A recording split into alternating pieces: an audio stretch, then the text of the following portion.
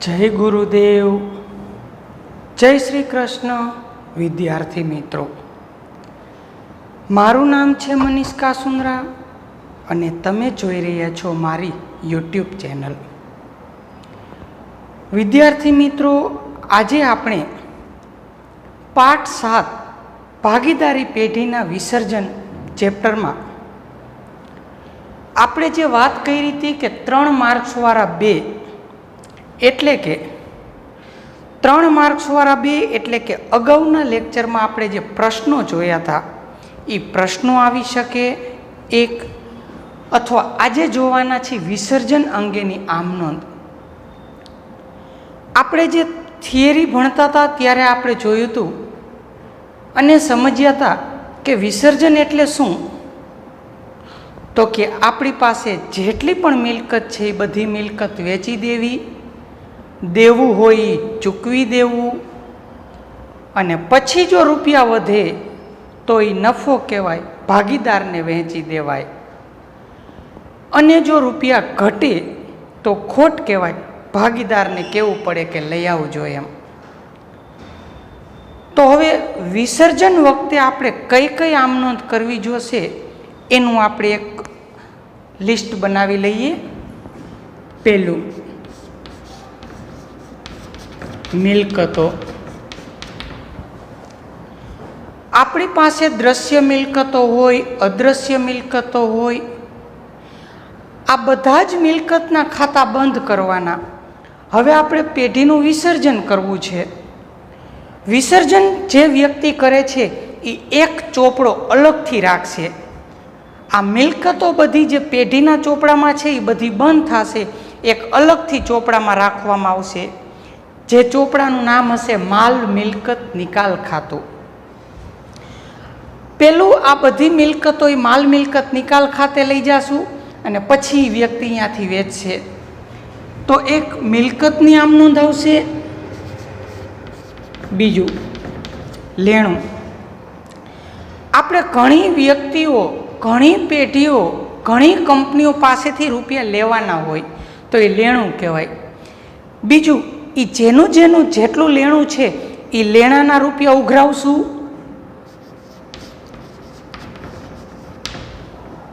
त्रीजुं देवुं। मिलकत वेचीने रूपिया उघरावशुं, लेणाना रूपिया उघरावशुं अने देवुं जे आपणे चूकवशुं। चौथुं खर्च अने आवक।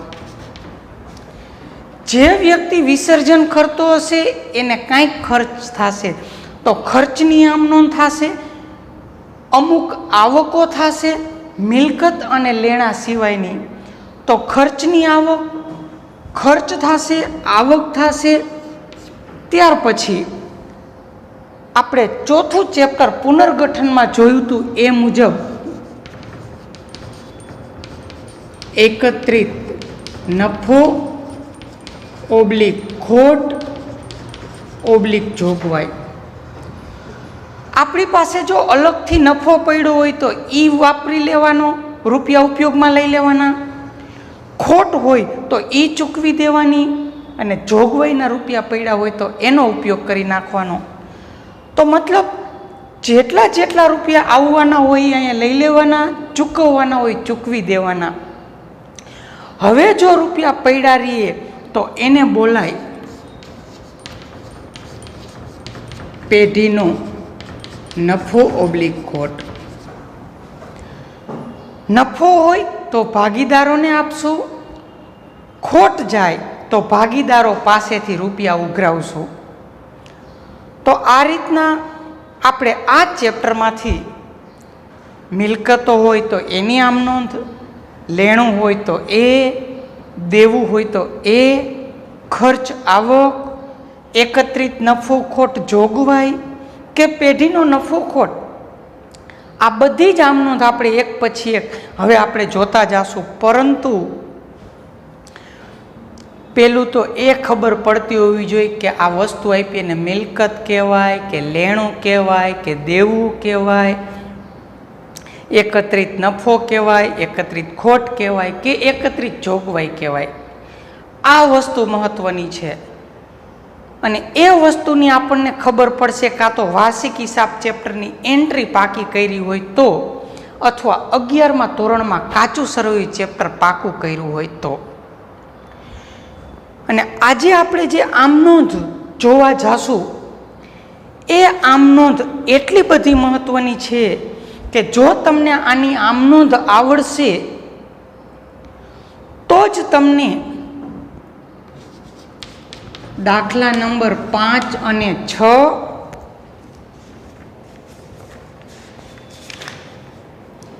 ત્યાર પછી દાખલા નંબર 3 ની અંદર ચોથો, દાખલા નંબર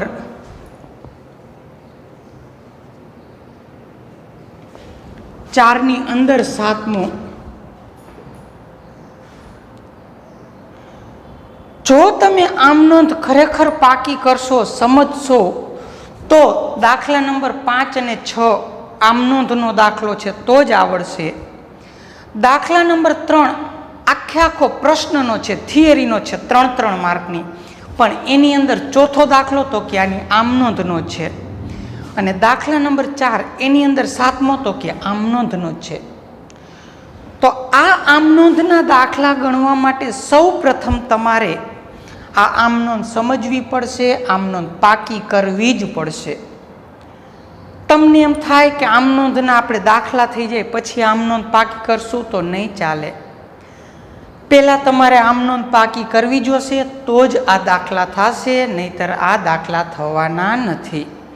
અને આજે આપણે જે કાંઈ લખશું, જે આમનોંધ લખશું એ તમારે સૂત્રવાળી ફેરબુકમાં લખવાના છે. તો હવે આપણે આમનોંધ તરફ આવીએ છીએ.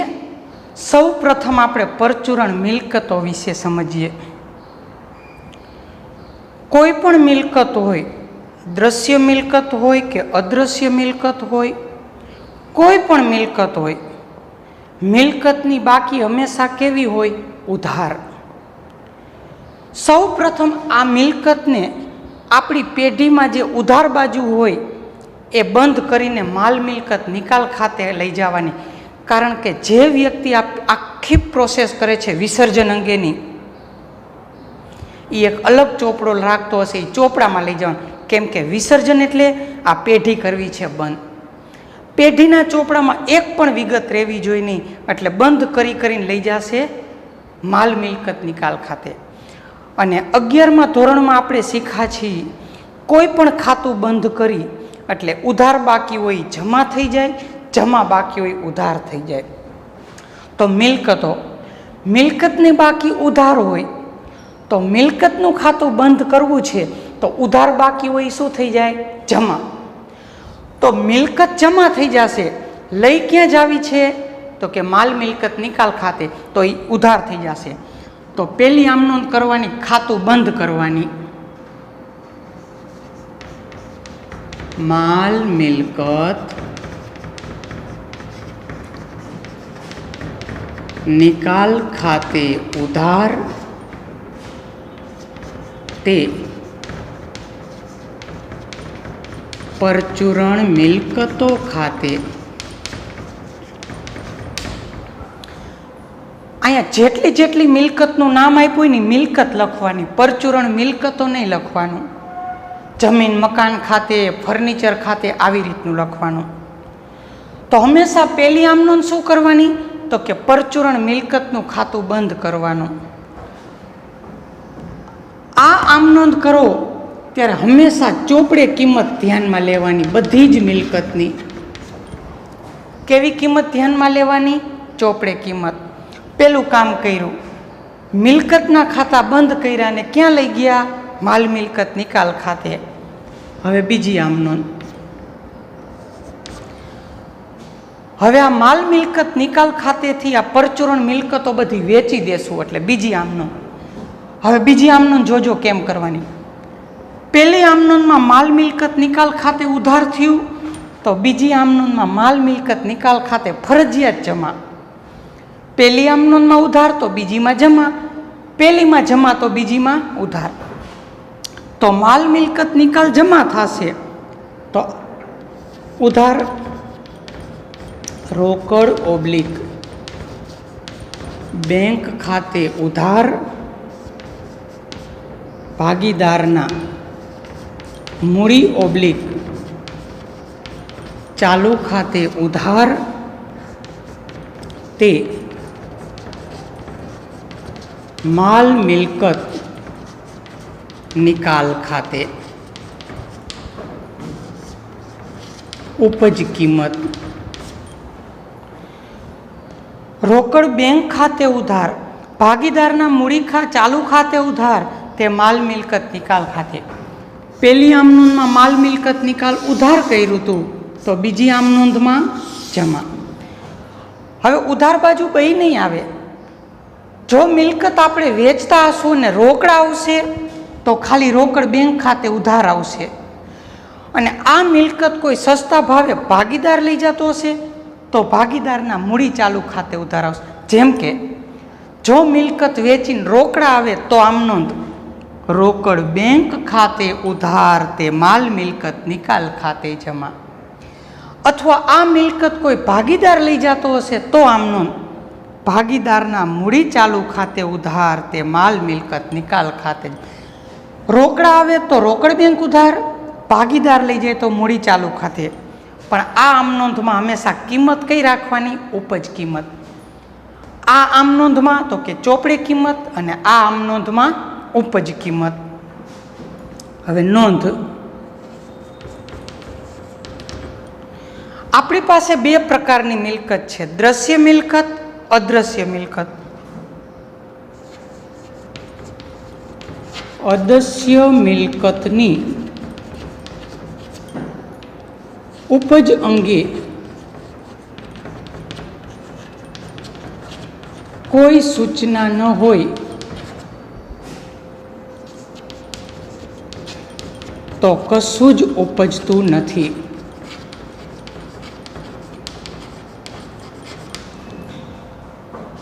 જો દાખલામાં અદ્રશ્ય મિલકતના આટલા રૂપિયા ઉપજા કે એવું ન કીધું હોય તો એનો મતલબ એવો કે અદ્રશ્ય મિલકતનું કાંઈ ઉપજતું નથી.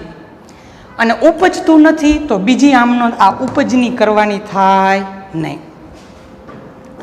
બીજું, દ્રશ્ય મિલકતની ઉપજ અંગે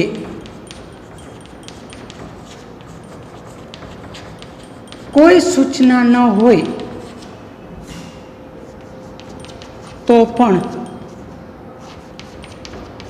ચોપડે કિંમતે ઉપજશે એવું માનવું.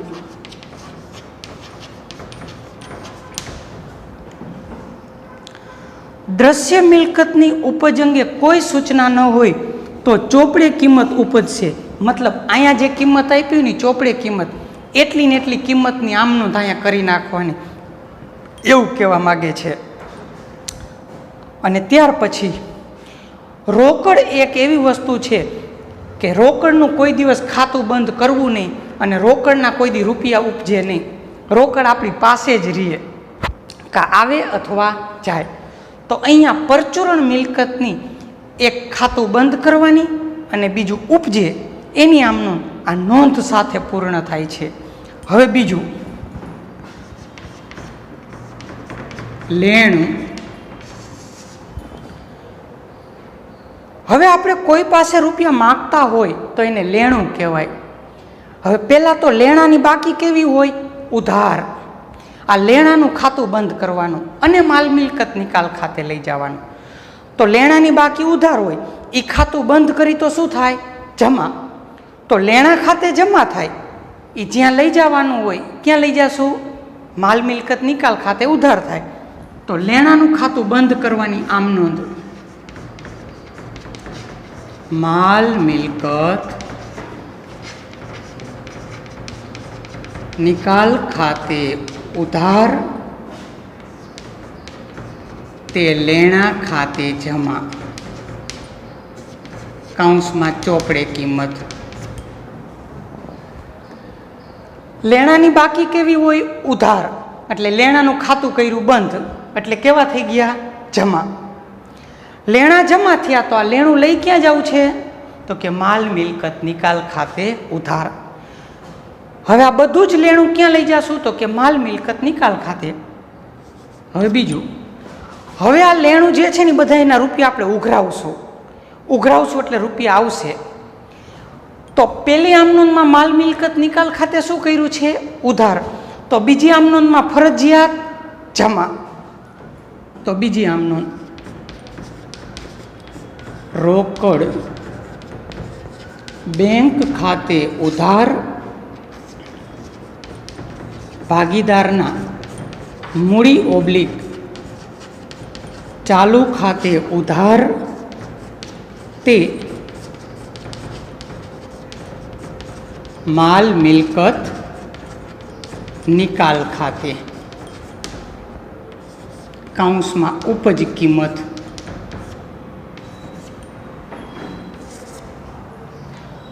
હવે અહીંયા પણ આની જેમ જ કોઈ વ્યક્તિ પાસે રૂપિયા લેવા ગયા ને રોકડા આવ્યા તો શું આમનોંધ કરશું ઉપજની? રોકડ બેંક ખાતે ઉધાર તે માલ મિલકત નિકાલ ખાતે જમા. પણ લેણું આપણે ઉઘરાવવા ન ગયા, આપણે એક ભાગીદાર એમ કીધું કે લાવો હું લઈ લઈશ એની પાસેથી, મને રૂપિયા તમે આપી દો, અહીંયાથી ઉઘરાવી લઈશ.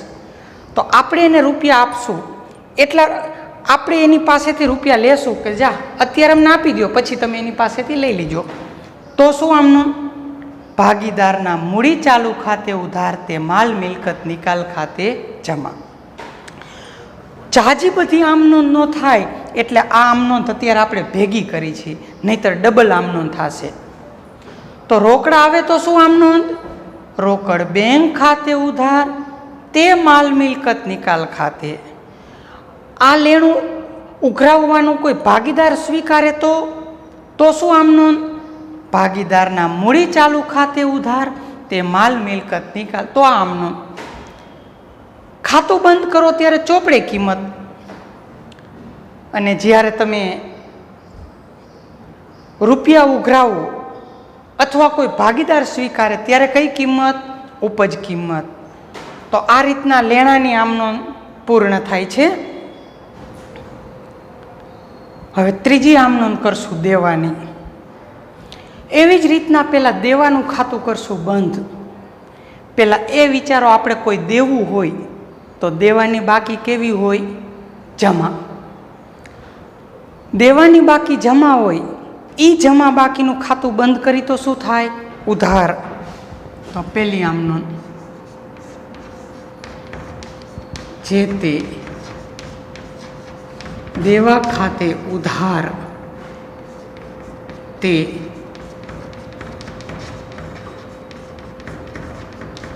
માલ મિલકત નિકાલ ખાતે.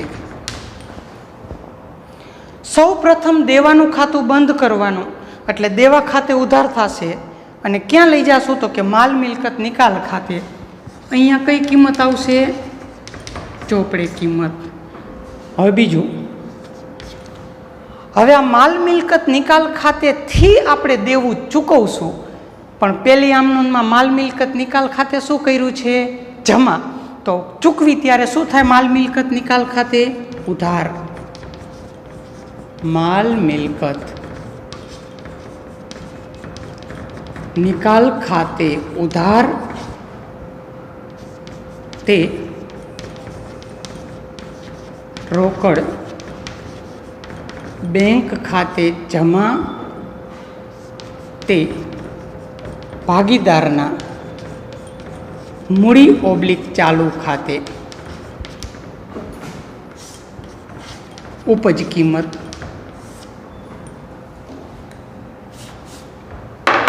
ચૂકવેલ કિંમત. જો રોકડા ચૂકવી તો આમ નોંધ માલ મિલકત નિકાલ ખાતે ઉધાર તે રોકડ બેંક ખાતે જમા. પણ હવે રોકડા ન ચૂકવી, એ ચૂકવવાનો કોઈ ભાગીદાર સ્વીકારે તો આમ નોંધ માલ મિલકત નિકાલ ખાતે ઉધાર તે ભાગીદારના મૂડી ચાલુ ખાતે જમા. નોંધ, જો દેવાની ચૂકવણી અંગે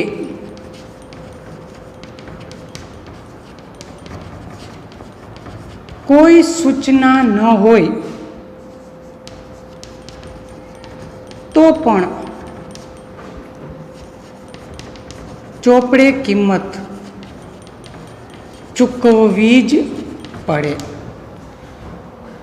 દાખલામાં કેટલા રૂપિયા આપણે દેવું ચૂકવવાનું છે એની સૂચના ન હોય તો એનો મતલબ એવો કે જેટલી ચોપડે કિંમત હોય એટલી આપણે ચૂકવવી પડે જ, એમાં કોઈનું ચાલે નહીં. તો આ રીતના એક મિલકતની વાત પૂરી કરી, બીજું દેવાની વાત પૂરી કરી, ત્રીજું લેણાની વાત પૂરી કરી. હવે ચોથું,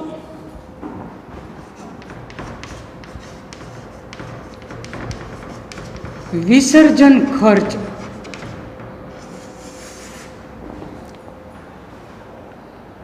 ખર્ચ હોય કે આવક હોય એની કોઈ દી બાકી ન હોય, એનું કોઈ દી ખાતું ન હોય, અને જેનું ખાતું ન હોય એનું ખાતું બંધ કરવાનું ન હોય. તો હવે જે વ્યક્તિ આ વિસર્જન ખર્ચ કરવાની જવાબદારી સ્વીકારે છે તો એ વ્યક્તિને કાંઈક નાના મોટા ખર્ચા થશે.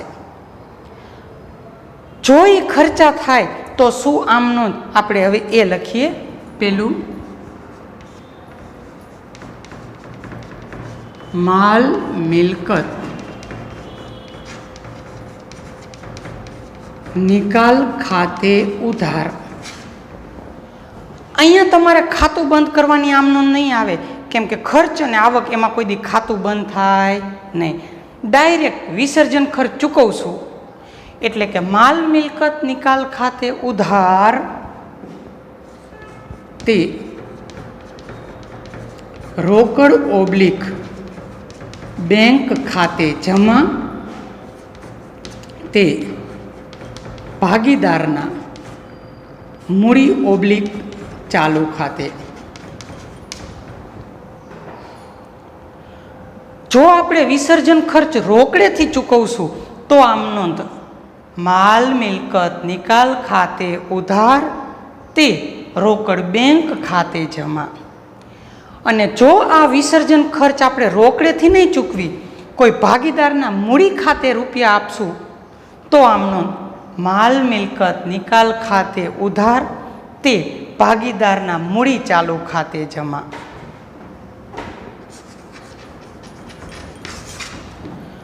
હવે ક્યારેક આપણે થોડાક રૂપિયા આપશું ને થોડાક મૂડી ચાલુ ખાતે લઈ જવાનું કહેશું તો આમનું માલ મિલકત નિકાલ ખાતે ઉધાર.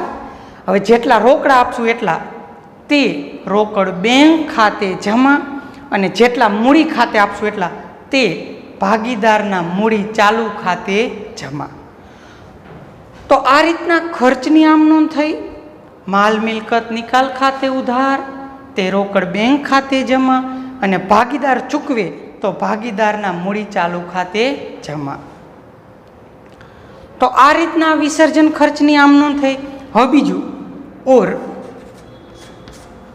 હવે વિસર્જન ખર્ચની હજી બીજી આમ નોંધ પણ આને અલગ કરીએ. આ એક જ આમ નોંધ, બીજા એક એમ નહીં. એક માલ મિલકત નિકાલ ખાતે ઉધાર. કોઈ ભાગીદારને આપણે એમ કહી દે કાલે રૂપિયા લઈ જા, વિસર્જન ખર્ચ તું ચૂકવી દેજે, તો આમનો માલ મિલકત નિકાલ ખાતે ઉધાર તે ભાગીદારના મૂડી ઓબ્લિક ચાલુ ખાતે. અને હવે ભાગીદાર વિસર્જન ખર્ચ ઘરે જઈને ચૂકવે એની આમનો ભાગીદારના મૂડી ઓબ્લિક ચાલુ ખાતે ઉધાર તે રોકડ બેંક ખાતે જમા. આ આમ નોંધ અને આ આમ નોંધ એક જ છે. ગમે એક પાકી કરવી, આ પાકી કરજો. બોર્ડમાં આ પ્રમાણે વધારે માર્ક આપે છે. આમ નોંધ પણ આનો જ એક ભાગ છે. આ આપણે બે અલગ કરી અને આ ભેગી આમ નોંધ છે. હવે વિસર્જન ખર્ચ અંગે નોંધ. જો વિસર્જન ખર્ચ ભાગીદાર પોતાના અંગત નાણાંમાંથી ચૂકવે તો તેની કોઈ નોંધ થાય નહીં. વિસર્જન ખર્ચ કોઈ ભાગીદાર પોતાના અંગત નાણાંમાંથી ચૂકવે તો તેની કોઈ નોંધ થશે નહીં.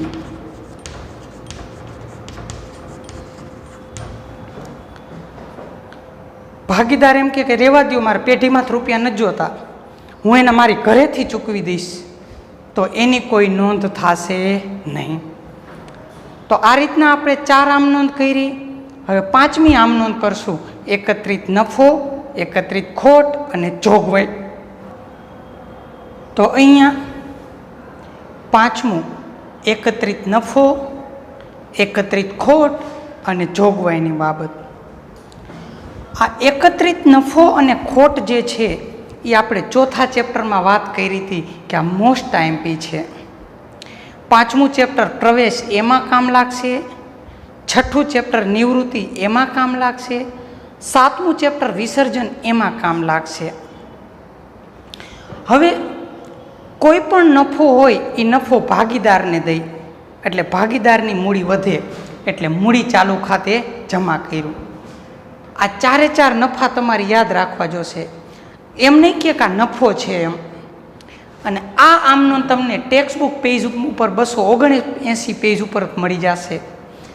નફો, ખોટ અને જોગવાઈ એ વસ્તુ એવી છે કે એમાં જે લિસ્ટ છે એ જ રાખવું પડે, એમાં કાંઈ ચાલે નહીં. એટલે અનામત ખાતે ઉધાર ચોથા ચેપ્ટરમાં જેમ કરી એમ એક આમનો થશે. અનામત ખાતે ઉધાર તે ભાગીદારના મૂડી ચાલુ ખાતે જમા અથવા રોકાણ વધઘટ ભંડોળ ખાતે ઉધાર તે ભાગીદારના મૂડી ચાલુ ખાતે, આ રીતનું. ત્યાર પછી ખોટની આમનો, ખોટથી ભાગીદારની મૂડી ઘટે. મૂડી ઘટે એટલે મૂડી ચાલુ ખાતે ઉધાર તે નફા નુકસાન ખાતે. ખોટ કઈ છે અથવા એનું બીજું નામ ઉધાર બાકી.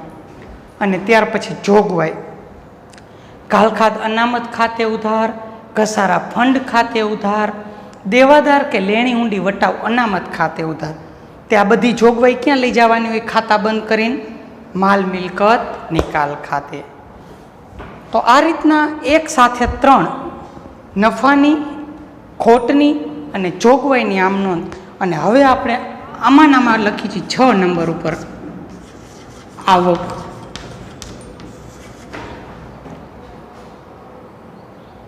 ઘણી મિલકતો, ઘણી લેણું એવું હોય છે ચોપડે નથી બતાવેલો હતું, પણ વિસર્જન કરીને ત્યારે એના રૂપિયા આવતા હોય. અને રૂપિયા આવે તેમ કે આપતા નહીં, લઈ જ લેવાના હોય. જ્યારે કોઈ રૂપિયા આવે ત્યારની આમ નોંધ. રોકડ ઓબ્લિક બેંક ખાતે ઉધાર તે માલ મિલકત નિકાલ ખાતે. અહીંયા કોઈ ભાગીદાર નહીં લઈ જાય, રોકડા આવશે જ એટલે આમ નોંધ. રોકડ બેંક ખાતે ઉધાર તે માલ મિલકત નિકાલ ખાતે જમા. તો આ રીતના આપણે 1 થી 6 આમ નોંધ કરી. હવે છેલ્લી આમ નોંધ. હવે વિસર્જન કરતા બધી મિલકતો વેચી, રોકડા લીધા, દેવું ચૂક્યું, હવે રૂપિયા પેઢીમાં હજી વધશે, પડ્યા છે, તો એને શું કહેવાય? પેઢીમાં નફો થાય. આ પેઢીમાં નફો થાય તો કોણ લઈ જાય? ભાગીદાર. અને ભાગીદાર નફો લઈ જાય તો ભાગીદારની મૂડી વધે. એટલે મૂડી વધે એટલે મૂડી ચાલુ ખાતે જમા. તો એની આમ નોંધ.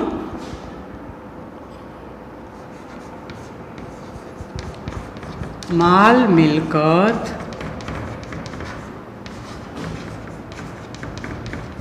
નિકાલ ખાતે ઉધાર તે ભાગીદારના મૂડી ઓબ્લિક ચાલુ ખાતે. જો નફો થાય તો મૂડી ચાલુ ખાતે જમા, અને માલ મિલકત નિકાલ ખાતે ઉધાર, અને છેલ્લું પેઢીમાં ખોટ જાય.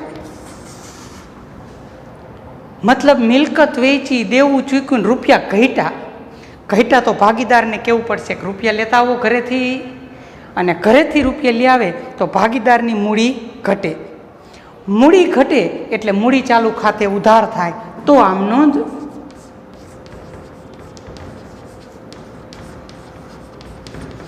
ભાગીદારના મૂડી ઓબ્લિક ચાલુ ખાતે ઉધાર તે માલ મિલકત નિકાલ ખાતે. જો ખોટ જાય તો આમ નોંધ ભાગીદારના મૂડી ચાલુ ખાતે ઉધાર તે માલ મિલકત નિકાલ ખાતે જમા. તો આ રીતના આપણે એક મિલકતની આમ નોંધ કરી, ખાતું બંધ કરવાની અને રૂપિયા આવે એની. નંબર 2, લેણાનું ખાતું બંધ કરવાની અને રૂપિયા આવે એની આમ નોંધ કરી. નંબર 3, દેવું ખાતું બંધ કરવાની અને રૂપિયા ચૂકવી એની આમ નોંધ કરી. નંબર 4, વિસર્જન ખર્ચની આપણે 2 આમ નોંધ કરી. પાકી પહેલી કરજો, ઓરવારી પાકી ન કરતા. ત્યાર પછી નંબર 5 ઉપર 3 આમ નોંધ કરી. એકત્રિત નફો, એકત્રિત ખોટ અને એકત્રિત જોગવાઈ. છઠ્ઠી આમ નોંધ આવકની કરી. આવકનું ખાતું બંધ ન કરવાનું હોય, આવક ડાયરેક્ટ રોકડા જ આવે. અને 7મું, પેઢીમાં નફો થાય અથવા પેઢીમાં ખોટ જાય. આ રીતની વિસર્જનમાં જેટલી જરૂરી હતી એ તમામ આમ નોંધ આપણે અહીંયા પૂર્ણ કરી છે.